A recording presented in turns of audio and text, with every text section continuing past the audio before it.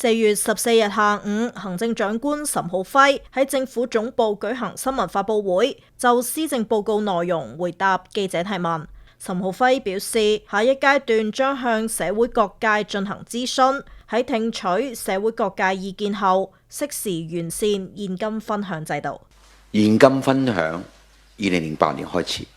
如果我冇記錯啊，已經係派咗17次，一共係921億。現金分享有幾個初期嘅目標，就係壓抑通脹，作為一個臨時性嘅措施，唔係一個恆常性嘅社會福利嘅措施，係現金分享。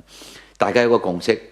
都希望完善佢，但係唔係取消佢。喺發放嘅條件嘅要求方面，係唔係更加精準啲，體現公平性？下一階段呢，施政方針完咗之後呢，希望再徵詢下大家嘅意見。岑浩輝亦都話，希望喺自己任內能夠為橫琴嘅長遠發展落實好原來規劃嘅項目。橫琴它整個開發的過程08年開始，這個過程呢，它也是初心沒變，目標沒變，所以下一步呢，我們有產業基金，我們會推動，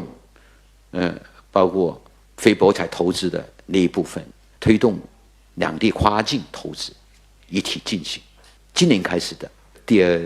階段的橫琴發展，剛好就是到2029年，也是希望在我任內